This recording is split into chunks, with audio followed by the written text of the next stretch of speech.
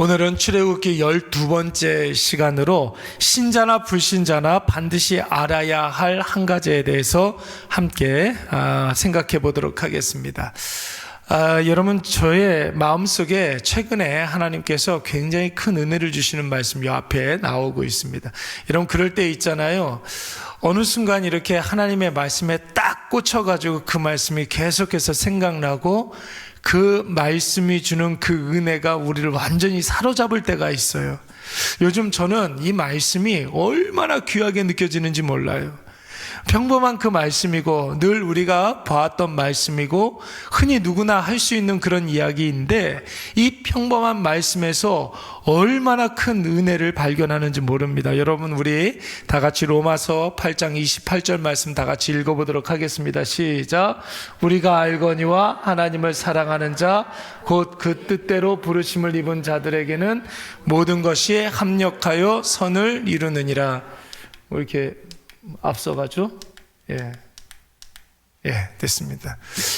여기 보면은 출애굽기 6장 30절 말씀이 아니라 로마서 8장 28절 말씀에 잘못 표기가 되었습니다. 로마서 8장 28절 말씀입니다. 여러분 보세요. 우리가 알거니와 하나님을 사랑하는 자 곧 그 뜻대로 부르심을 입은 자들에게는 모든 것이 합력하여 선을 이루느니라. 맨 마지막에 모든 것이 합력하여 선을 이룬다. 여러분, 이 말씀 너무나 유명한 말씀이니까 모르는 분들이 아마 없을 거예요. 보세요, 여러분. 처음에 우리가 알거니와 라고 하지 않았습니까? 우리가 알거니와. 우리가 다 이미 알고 있다라는 거예요. 신자나 불신자나 다 알고 있다라는 거예요. 누구나 다 아는 바이다. 무엇을 아느냐? 하나님이 사랑하는 자, 하나님의 자녀, 하나님의 백성, 하나님의 일꾼들은 여러분 누구를 지칭하는 말이에요? 저와 여러분들을 지칭하는 말 아니겠습니까? 하나님께서 저와 여러분들을 사랑하시는 줄로 믿습니다. 하나님께 속해 있는 자, 하나님의 자녀, 하나님께서 책임져 주시는 자, 하나님께서 날마다 은혜 베풀어 주시면서도 늘 기뻐하는 자, 여러분, 그 사람이 바로 하나님의 사랑하는 자녀들, 저와 여러분들인 줄로 믿습니다. 오늘 본문의 말씀에 보면 이 사람이 바로 모세라고 할 수가 있죠. 하나님께서 사랑하는 사람, 하나님께서 쓰시는 일꾼 모세, 곧 그의 뜻대로 부르심을 입은 자들은 부르심을 받았다.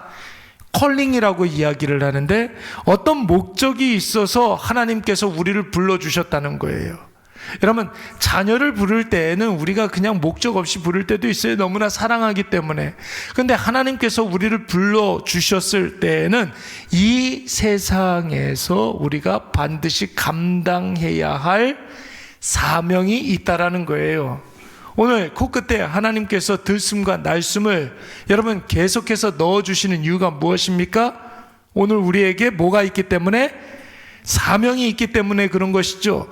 왜 오늘 하나님께서 우리에게 생명을 허락해 주셨습니까? 사명 감당하는데 그 생명 사용하라고. 그렇죠? 생명 보존하기 위해서, 연명하기 위해서 사명 져버리라고 하나님께서 생명을 주신 것이 아니에요. 그러면 여러분, 생명이 먼저입니까? 사명이 먼저입니까? 생명이 먼저입니까? 사명이 먼저입니까? 힌트를 주잖아요. 사자. 사명이잖아요.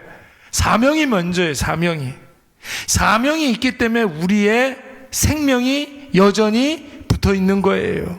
그렇잖아요, 여러분. 그래서 그러면은 하나님께서 우리에게 사명 감당하라고 이 생명을 허락해 주신 것이죠.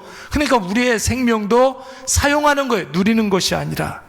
우리의 생명을 오늘 우리가 어디에 사용했는지 여러분 한번 뒤돌아보시기 바랍니다. 여러분, 그 목적이 있어서 하나님께서 우리를 불러주셨다는 거예요. 그리고 일을 시킬 때 하나님께서 그냥 시킵니까? 하나님께서 악덕 업주예요? 사장님 나빠요? 그거예요? 그거 아니잖아요.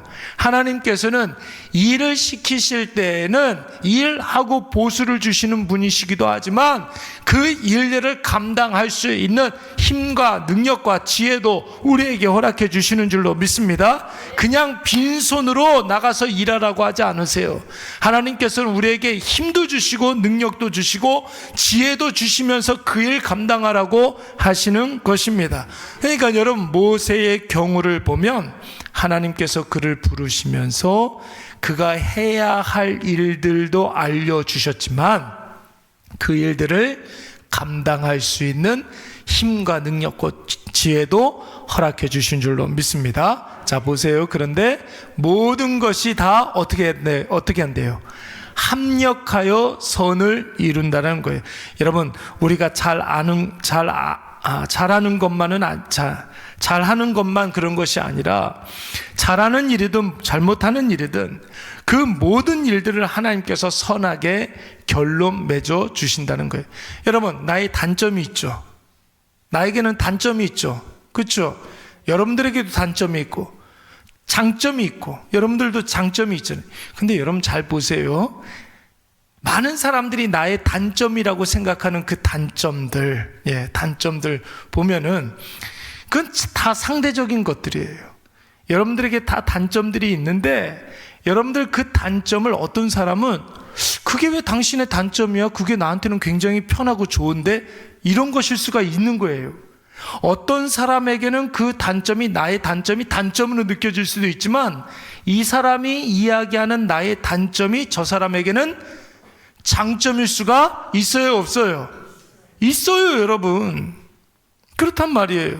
그렇다면 우리가 가지고 있는 장단점은 여러분 사실은 실체가 별로 없는 거예요. 사람이 다 장단점이 있다? 아니요. 하나님 보실 때는 장점도 사용하실 수 있고 단점도 사용하실 수 있는 줄로 믿습니다. 하나님께서는 쓰지 못할 것이 하나도 없는 거예요, 여러분. 그래서 여러분 그럴 때 있지 않습니까? 나는 이게 나의 단점이라고 생각을 했는데 이 단점 때문에 하나님께서 나를 사용하여 주실 때 있어요, 없어요? 있어요, 여러분. 그러니까 하나님께서 너의 연약함이 나의 도구다 그렇게 이야기하잖아요. 내가 약할 그때에 곧 강함이라 이렇게 이야기하시잖아요. 자기가 능력이 있고 많이 알고 지혜롭다 하는 그런 사람들 쓰지 않는다고요. 자기의 장점 내세우는 그런 사람들 하나님께서 쓰지 않는다고요.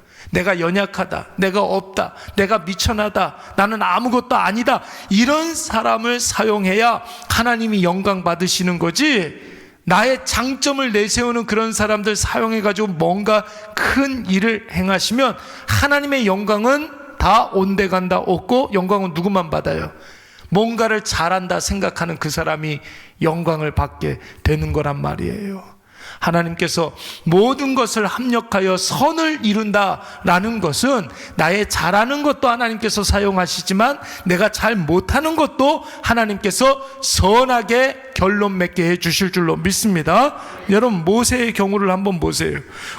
부르심을 받은 이후에 모세가 하는 모든 일들, 하나님 마음에 드는 일이든지 하나님 마음에 들지 않는 일이든지 하나님이 결국 다 선하게 결론 맺어 주시는 줄로 믿습니다. 여러분 한 해를 마무리하면서 이 말씀에 좀 이렇게 자기의 마음을 울리는 것 한번 가만히 생각을 해보시기 바랍니다.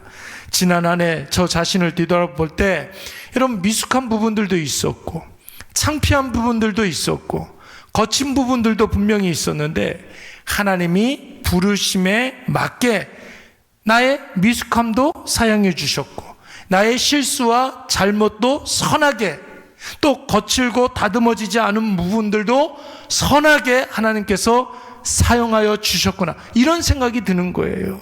여러분 그렇게 살아왔던 한 해만큼 우리가 한 해만큼 하나님을 조금씩 더 알아가는 것 아니겠습니까? 그렇잖아요, 여러분.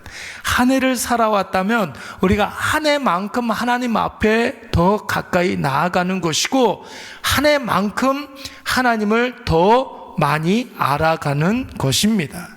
여러분도 여러분 자신을 한번 생각해 보십시오. 여러분 그런 생각이 들지 않습니까? 어떻게 나 같은 걸 하나님이 사용하실 수 있었을까? 나 같은 걸 하나님이 어떻게 사용하셨을까? 여러분 이런 생각 가끔 들지 않습니까? 하나님은 일단 누구든지 부르시면 그가 누구든지 영구가 됐든 삼룡이가 됐든 맹구가 됐든 호섭이가 됐든 칠뜨기가 됐든 팔푼이가 됐든 여러분 선하게 사용하신다고요.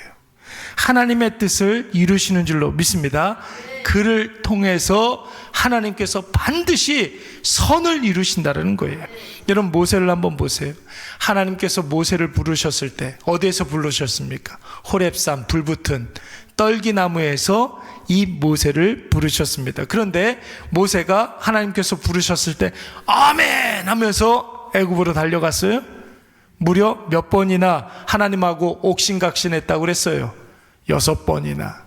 그리고 애굽에 와서도 애굽 바로 앞에 서서 하나님의 뜻을 전달도 하고 이스라엘 백성들에게 하나님의 계획을 이야기했는데 여전히 하나님한테 나는 도저히 못하겠다고 땡깡 부리고 있어요. 여러분 오늘 우리가 봤던 말씀 7장 말씀 봤잖아요. 6장 30절 그러니까 바로 직전의 말씀을 이렇게 보면 뭐라고 그랬습니까? 모세가 여호와 앞에서 알아되 나는 뭐가 둔한 사람이라는 거예요. 입이 둔한 사람이라는 거예요. 나는 못하겠다는 거예요. 여러분 모세가 이렇게 말할 만도 하죠. 보세요. 모세의 나이가 지금 몇 살이라고 그랬습니까? 80세라고 했어요. 체력적으로도 힘들고 가진 재능도 별로 없어요. 그렇잖아요. 예. 지난주에 우리 하정희 권사님이 안 나오셔가지고 제가 전화를 했더니 하정희 권사님 몸이 많이 아프시대요. 여러분 기도 많이 해주시기 바랍니다. 목소리가 다 그냥 힘이 빠져가지고 뭐 그러시더라고요. 여러분 기도 많이 해주세요. 그분이 연세가 얼마나 돼요? 93세 되신단 말이에요. 93세. 예. 모세가 80세, 체력도 떨어지고 가진 재능도 별로 없어요. 또 바로 앞에 가보니까 바로한테 우리 이스라엘 백성들 내보내 주십시오 이야기했더니 바로가 그래 가라 그랬어요? 얼마나 이 바로의 마음이 완악하고 완고하고 또 강팍한지 이런 말할 수가 없는 거예요. 그리고 하나님의 동역자로 붙여준 사람이 여러분 보세요. 같이 동역하는 그런 사람이 자기보다 나이가 좀 이렇게 어린 사환이나 몸종이나 혹은 빠릿빠릿한 젊은 사람을 좀 보내주시면 자기의 단점을 좀 커버할 터인데 자기보다 나이가 무려 3살이나 많은 형님을 붙여주는 거예요. 나도 늙었는데 동역자라고 보내주신 사람이 나보다 더 늙은 사람을 보내주셨어요. 여러분 모세가 얼마나 황당했겠습니까?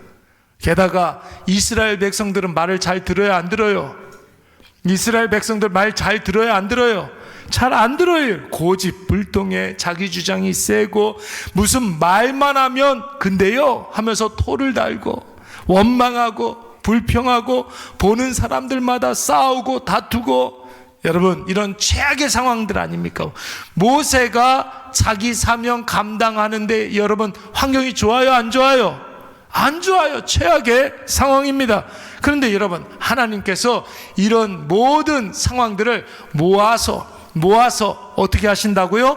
그런 모든 과정들을 통하여 우리가 알 수 없는 방법으로 합력하여 어떻게 한다고요? 선을 이루신다는 거예요. 하나님의 뜻을 이루시는 줄로 믿습니다. 그 모든 최악의 조건들을 하나님께서 다 통솔하고 또 주관하셔서 선하게 모든 일들을 이루어 가신다는 거예요. 여러분 이 말씀을 나에게 한번 적용해 보시기 바랍니다. 여러분들 자신에게 한번 적용해 보시기 바랍니다. 나를 둘러싼 모든 상황들을 한번 보세요. 모든 환경, 상황, 처지, 형편들 하나하나 여러분 걱정이 많아요? 기쁨이 많아요? 나를 둘러싼 모든 환경들 생각하면 걱정이 많습니까? 기쁨이 많습니까? 걱정거리가 많아요. 염려가 많고 뭔가가 좀 두렵고 그렇습니다. 여러분 그렇다고 육체적으로 건강합니까? 여러분 어때요? 안 아픈 데가 없어요. 이제 내일 모레 수술 앞두신 분이 있어요. 얼굴에 그래도 확신이 있어요. 전보다 많이 나아지셨어요.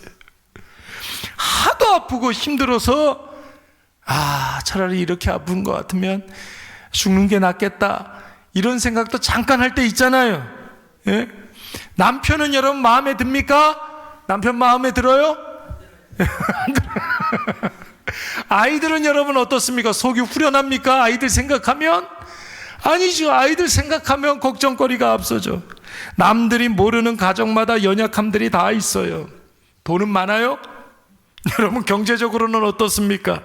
조금이라도 조금이라도 여유가 있어야 마음이라도 놓일 터인데 그냥 뭐 돈 조금 생기면 대출 갚아야 되고 이자 내야 되고 지갑에 10,000원짜리 한 장 없잖아요. 그렇죠? 여러분들 10,000원짜리 한 장 있어요? 지폐를 본 적이 없죠? 그러다 보니까 여러분 어때요? 스스로 위축되기도 하고 마음이 힘들기도 하고 하루하루가 죽지 못해 사는 것 같은 마음이 들잖아요. 그런데 여러분, 우리 하나님은 어떤 분이십니까? 우리의 그런 모든 것들을 결국 선하게 여러분 역사하시는 줄로 믿습니다. 현재는 솟아날 구멍이 없을 정도로 절망인데 내가 하나님만 바라보고 하나님의 뜻대로 살아가고 있다면 하나님이 우리의 모든 형편들을 선하게 사용하여 주시사 결국 우리를 웃게 하실 줄로 믿습니다. 여러분 한번 묻겠습니다. 내가 죄를 짓고 내가 실수를 하면 하나님의 뜻이 이루어지지 않습니까? 어떻게 생각하세요? 내가 막 죄를 짓고 내가 실수를 하고 내가 헛발질을 하고 내가 교만하고 불순종하고 그러면 하나님의 뜻이 이루어지지 않아요? 천만의 말씀에 나 때문에 하나님의 계획이 어그러지는 일은 있다 없다? 없어요. 여러분 절대 그렇지 않아요. 여러분 하나님을 너무 과소평가하지 마세요. 하나님은 전능하신 하나님이시기 때문에 우리에게 약속하신 바를 반드시 이루시는 줄로 믿습니다. 나의 어떠함과는 상관이 없어요. 하나님은 약속할 때 애당초 하나님의 이름을 걸고 약속하셨기 때문에 하나님보다 더 크신 존재가 있다 없다? 없으니까 하나님께서는 하나님이 가장 크신 분이니까 하나님의 이름을 걸고 우리에게 약속하신 거예요. 하나님의 뜻을 이루시는 것은 우리의 연약함과 상관없이 하나님이 약속하셨기 때문에 그 약속을 지키시는 거란 말이에요. 그래서 하나님을 무슨 하나님이라고 그래요? 신실하신 하나님이라고 그러는 거예요. 자기의 이름을 걸고 약속하신 것을 지키시는 하나님. 우리가 별짓을 다해도 우리의 형편이 아무리 열악해도 하나님은 하나님이 하실 일들을 하시는 거예요. 여러분 이것을 믿으시기 바랍니다. 요셉을 한번 보세요. 요셉 한번 보세요.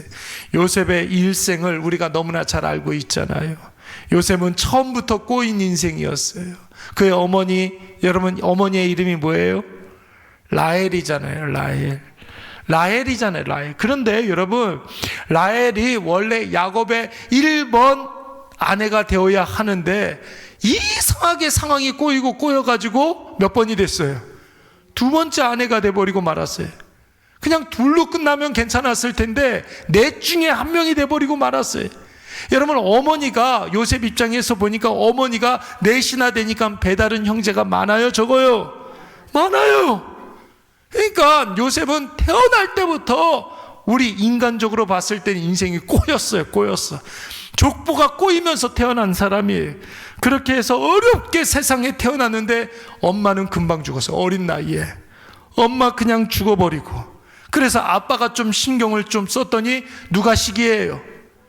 형들이, 배다른 형제들이 계속 시기를 하고 그러는 거예요. 지난주에 어떤 목사님하고 이야기를 나누는데 그 목사님의 아버지가, 전 몰랐는데 그 아버지를 제가 너무 잘 아는 장로님이신데 10남매 중에 막내래요. 자기 아버지가 10남매 중에 막내래. 뭔가 집에 불만이 있어가지고 가출을 했대요. 근데 3일이 지나도 가출한 줄을 모르더래요. 그러더래요, 여러분. 그래서 아무도 신경 쓰는 사람이 없고 아는 것도 없고 재주도 없고 그래가지고 군대를 갔더니 군대 가서는 밥을 먹여주길래 그러면 나는 군대에서 말뚝을 받아야겠다 생각해가지고 군대에서 계속 그렇게 원사로 계시다가 이게 뭐 제대하신 분이세요. 그러셨다고 그러더라고요. 형제들이 많으면 여러분 가난하고 배고플 때 형제들이 많으면 여러분 전투라며요. 전쟁이라며요. 예, 그렇다고 그러더라고요. 그 전쟁, 그 난리통에 요셉이 자라나게 되는 거예요. 결국 미디안 상인에게 팔려서, 노예로 팔려서 애굽의 노예로 팔려가지 않았습니까? 상황이 점점 좋아져요, 나빠져요? 나빠져요. 거기에서 여러분 성폭행, 강간범으로 몰려서 이번엔 어디로 가요? 감옥으로 가잖아요. 거기에서 술 맡은 관원장을 만나가지고 꿈을 이렇게 해몽을 해가지고 이제 나중에 바로 앞에 이렇게 서게 되면은 나 좀 생각 좀 해달라고 그렇게 이야기했더니 술 맡은 관원장이 어떻게 했어요? 기억해가지고 요셉을 이렇게 청구했어요? 새까맣게 까먹고. 예. 하여튼 요셉은 얼마나 인생이 꼬이고 꼬였는지 몰라요. 어느 것 하나 요셉 인생에서 술술 풀리는 것이 없었습니다. 그런데 여러분, 그 와중에 성경이 요셉 이야기만 나오면 꼭 하는 말이 있었어요. 그게 뭐예요? 하나님이 요셉을 뭐하게 해주셨다고요? 형통케 해주셨다는 거예요. 요셉 입장에서 보면은 자신이 형통한지 어떤지 모르는데 내 인생은 왜 이렇게 꼬였을까? 맨날 그렇게 생각을 했었는데 하나님은 요셉도 형통한 사람이었다는 거예요. 요셉과 관계되어 있는 보디발도 형통한 사람이었다는 거예요. 요셉하고 관계를 맺고 있었기 때문에 감옥도 형통이 임했다는 거예요. 모든 일들이 다 잘못됐고 얽히고 꼬이고 복잡한데 하나님은 요셉을 통해서 하나님의 뜻을 이루고 계획을 성취하고 계시는 줄로 믿습니다. 그러므로 여러분, 삶이 아무리 힘들고 어렵다 할지라도 절망하지 마세요. 절대로 절망하지 마시기 바랍니다. 함부로 내 인생을 단언하지 마세요. 함부로 내 인생을 규정해 놓지 마세요. 나는 완전히 꼬인 인생이야. 여러분, 완전히 꼬인 인생이야. 이런 어떤 규정되는 그런 말 표현을 하지 마세요. 그건 불신앙이에요. 여러분, 먼저 하나님께서 내 인생에 쉼표만 찍고서 내 인생의 스토리를 써 내려가시는데 내가 먼저 마침표를 찍지 말란 말이에요. 무슨 뜻인지 아시죠? 하나님의 이야기는 아직, 나를 잡고 쓰시는 그 하나님의 이야기는 아직 끝나지 않았어요. 근데 여러분들이 뭔데 마침표를 찍는단 말이에요. 하나님의 일에 내가 걸림돌이 되면 안 되는 것입니다. 여러분, 꼭 기억하시기 바랍니다. 요거 다 같이 한번 읽어볼까요? 하나님의 나라에는, 다 같이 시작. 하나님 나라에는 쓰레기통이 없대요. 버릴 사람이 있다는 거예요, 없다는 거예요? 버릴 사람이 아무도 없다라는 거예요, 여러분. 쓰레기통이 없어요. 믿기만 하면 뭐든지 다 쓸 수 있고 가능성이 있고, 아무리 쓰레기라 할지라도 그 가운데서 여러분 생명이 나타나게 될 줄로 믿습니다. 하나님의 일하심에는 걸림돌이 없다고 했는데, 여러분, 하나님이 하나님의 일을 하실 때에 그래도 기다리실 때는 있어요. 기다려 주실 때는 있어요. 왜 그럴까요? 어떤 사람에 대해서는 하나님께서 일을 잠시 멈추고 좀 지연시킬 때가 있습니다. 그런 사람 어떤 사람이에요? 어디에 빠져 있는 사람? 우리가 자기 자아에 빠져 있으면, 하나님이 아니라 자기 자신에게 집중해 있으면 하나님께서 하면서 기다려 주세요. 하나님의 일을 하지 아니하고 이것 봐라 하면서. 여러분, 하나님이 왜 이스라엘 백성들을 출애굽시켜서 바로 가나안 땅에 들어가게 하지 아니하시고 광야 40년 동안 헤매게 하셨습니까? 이스라엘 백성들이 뭐에 빠져 있었기 때문에, 하나님에게 사로잡혀 있는 것이 아니라 자기 자신에게 빠져 있었기 때문에 그런 것이. 여러분, 모세와 이스라엘 백성들이 언제 자기 자아가 드러납니까? 감정이 여러분 표출될 때가 있잖아요. 자기의 감정이 막 이렇게 표출될 때가 있잖아요. 감정은 여러분 몇 가지래요? 몇 가지래요? 4가지래요. 무슨 감정이 있대요? 희, 노, 애, 락이 있다고 그래요. 희는 뭐예요? 기쁨. 노는 뭐예요? 분노. 애는 뭐예요? 애통해하다. 슬픔. 그리고 락은 뭐예요? 즐거움. 여기서 말하는 이 즐거움과 희는 같은 말이 아니라, 여기서 말하는 즐거움은 편안함, 만족함, 뭐 이런 것을 말하는 거고, 희는 막 기뻐가지고 하하하하 막 이렇게 웃는 것을 말하는 거예요. 희노애락의 감정 4가지가 있다고 합니다. 여러분, 이 4가지 중에 통제가 안 되는 감정 뭐가 있습니까? 4가지 중에 통제가 안 되는 감정 4가지. 여러분, 우리의 기쁨은 숨길 수가 있습니까? 없습니까? 좀 어렵긴 해도 그래도 좀 숨길 수는 있잖아요. 예. 그리고 또 슬픔도 그럴 수 있고. 근데 여러분, 분노는 여러분 어때요? 분노는 여러분 어떻습니까? 요즘 분노 조절 장애를 가지고 있는 분들이 굉장히 많이 있는데, 여러분, 분노는 한번 밖으로 표출이 되면 그 자체가 문제가 될 확률이 굉장히 높아요. 물론 다른 감정들은 밖으로 표출되어도 그렇게 문제가 되지 않아요, 여러분. 근데 분노는 한번 밖으로 표출이 되면 그때는 반드시 그 분노는 문제가 됩니다. 여러분, 분노하면 누가 강화가 됩니까? 누가 이렇게 드러나는 거예요? 분노하면 나 자신이 이렇게 막 드러나는 거 아닙니까? 그래서 여러분, 야고보서 1장 20절 말씀에 보니까 사람이 쓱내는 것이 하나님의 의를 이루지 못함이라 그랬어요. 화내는 것 자체가 하나님의 뜻이 아니라는 거예요. 화내는 것 자체가. 에베소서 4장 26절 말씀에 보니까 분노하고 성내면 여러분 마귀가 틈탄다고 그랬고, 그렇죠? 마태복음 5장 22절 말씀에 보니까 우리 예수님께서는 직접적으로 형제에게 노하는 자마다 뭐 한다고 그랬어요? 심판을 받는다고 했습니다. 여러분, 왜 화내는 것이 인간의 감정인데, 인간의 고유의 감정인데 화내면 하나님의 의를 이루지 못하고 마귀가 틈타고 심판을 받습니까? 화를 이렇게 내는 것은 여러분 뭘 의미하는 거예요? 화를 이렇게 내면 나는 옳고 너는 틀리다는 것 아닙니까? 화를 내는 것은 나는 맞고 너는 틀리다는 거예요. 네. 선악을 여러분 우리가 판단할 수 있는 자격이 있어요, 없어요? 그래서 하나님께서 선악과 따먹지 말라고 그랬잖아요. 선악을 우리가 판단할 수 있는 자격도 없고 능력도 없어요. 조건도 없고. 그런데 내가 분노한다는 건 너는 악하고 나는 선하다는 거예요. 화를 내는 그 순간 우리는 선악과를 따먹게 되는 거예요. 다른 감정들은 밖으로 표출이 돼도 그렇게 큰 문제가 되지 않아요. 그런데 분노는 선악을 내가 판단해서 내가 심판하겠다는 것이 있기 때문에 이 분노는 반드시 문제가 됩니다. 죄로 이어지게 되는 거예요. 여러분, 무엇이 선이고 무엇이 악인지 내가 결정할 수 있습니까? 판단하시는 분은 누구예요? 판단하시는 분은 누구예요? 하나님 한 분밖에 없어요. 인간 세상에서의 선과 악은 누가 규정하냐면, 여러분, 세상에서는 누가 규정해요? 세상에서는 하나님 없이 살아가는 사람들은 누가 규정해요?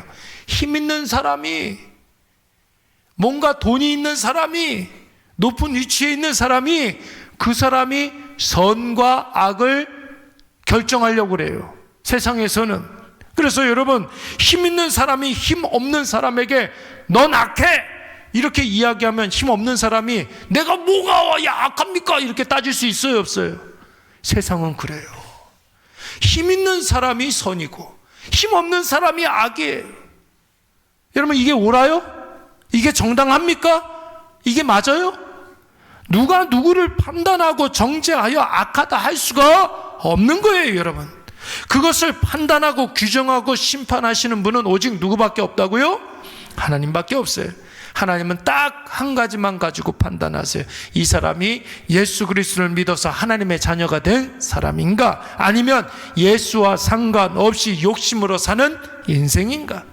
하나님의 자녀라면 그 사람을 다른 건 판단하지 아니하고 부족한 것은 채워주시면서 훈련을 시켜주시고 연약한 것은 도와주시면서 연습을 시켜주면서 하나님의 도구로 사용해 주시는 것입니다. 여러분, 이것을 믿으시기 바랍니다.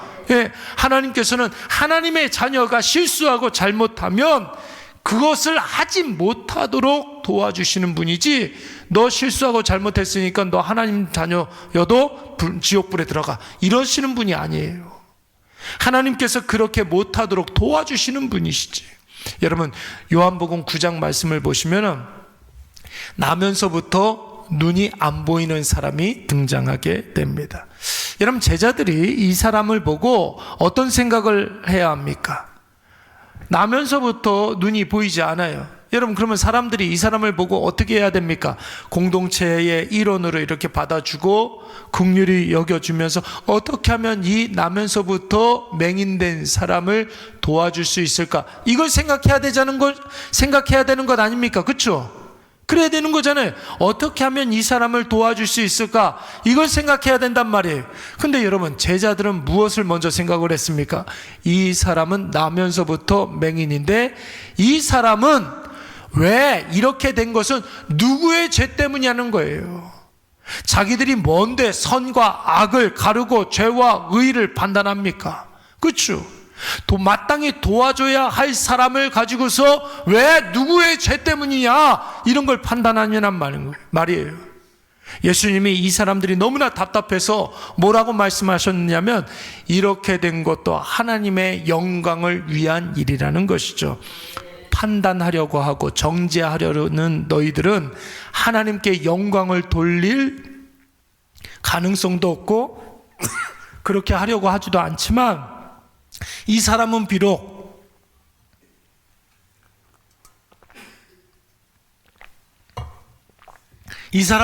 나면서부터 눈이 보이지는 않지만 이 사람을 통해서 하나님께서 영광 받으실 거라는 거예요. 오늘 본문의 말씀을 한번 보십시오. 모세에게 해야 할 일을 분명히 하나님께서 말씀해 주시면서 뭐라고 말씀하셨냐면 마음대로 안 될 거야. 생각처럼 잘 되지 않을 거야. 힘들 거야. 그러나 하나님은 하나님의 일을 성취하실 것이다. 여러분, 오늘 이렇게 말씀하시는 줄로 믿습니다. 우리 다 같이 5절 말씀 다 같이 한번 읽어보겠습니다. 시작.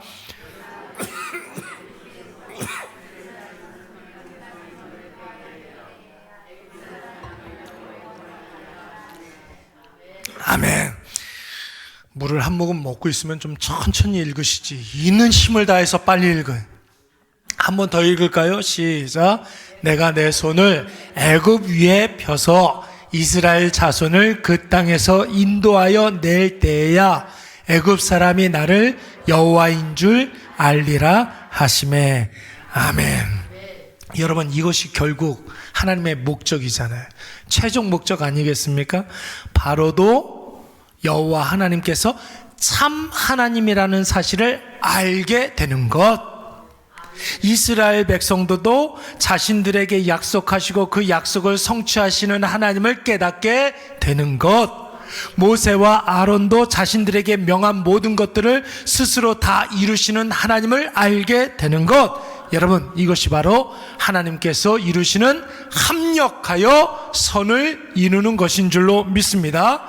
여러분, 1절 말씀을 보세요. 하나님이 모세에게 뭐라고 말씀하셨습니까? 볼지어다 내가 너로 바로에게 뭐 같은? 신 같은 존재가 되게 해 주셨다. 이렇게 이야기를 했어요. 여러분, 이 말은 바로에게 네가 신이 될 것이다 이렇게 이야기하는 것이 아니라 바로가 결국은 이스라엘의 하나님, 모세의 하나님을 깨닫게 되고 알게 되고 고백해 된다는 말씀이에요. 여러분, 보세요.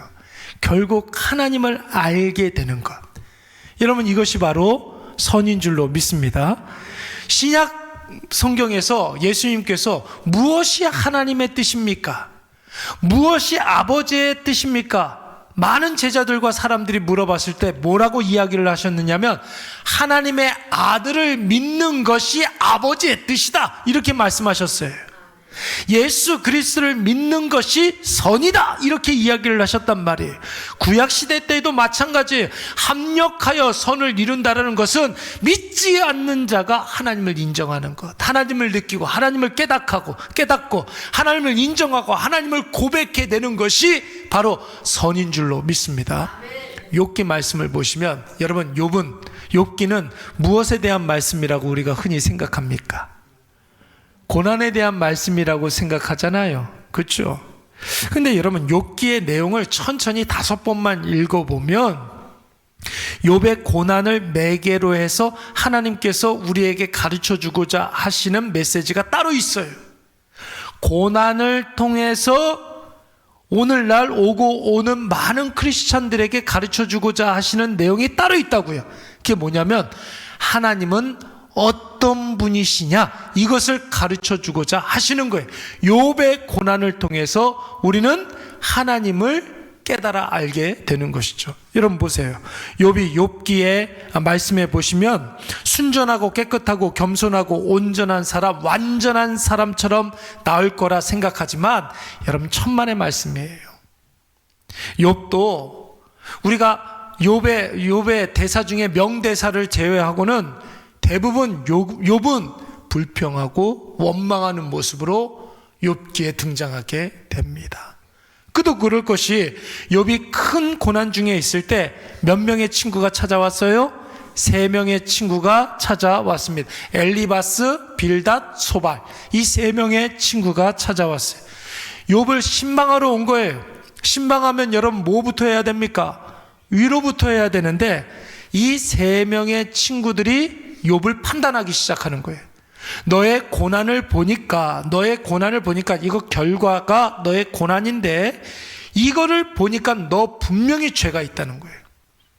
네가 남들에게 들키지 않은 죄가 있음에 틀림없다. 그러니까 이런 고난이 온 거지. 모든 욥의 고난을 인과관계로 혹은 권선징악으로 판단하는 거예요. 어떤 인간의 상식으로, 어떤 인간의 합리로 욥의 고난을 판단하는 거예요. 여러분 보세요. 하나님을 인간의 상식 안에 가둬둘 수가 있습니까? 하나님을 인과관계로 설명할 수 있습니까? 하나님은 인간의 논리로 설명할 수 있는 분이 아니에요. 그렇게 옥신각신 그렇게 하면서 37장까지 계속해서 논쟁을 해요. 하나님 어떤 분이신지.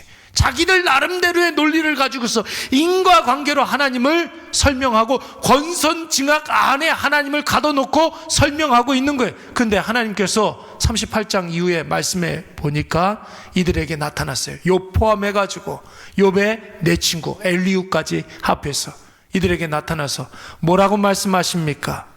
너희들이 안다고 하는 그 하나님이 진짜 하나님 맞느냐는 거예요. 너희들이 알지 못하는 그 생물체를 만드신 그 하나님을 너희가 어떻게 안다고 자신 있게 이야기하느냐는 거예요. 여러분, 그래서 하시는 말씀이 너희들 피조물이 뭔데 창조주 하나님을 판단하고 창조주 하나님을 인과관계의 그 틀 속에서 해석하고 판단하려 하느냐, 이렇게 말씀하시는 것이죠. 그래서 여러분 나중에 욥기 42장 말씀에 보면 욥이 깨달은 바를 이렇게 이야기합니다. 우리 욥기 42장 1절부터 6절까지 조금 긴데 다 같이 한번 읽어보도록 하겠습니다.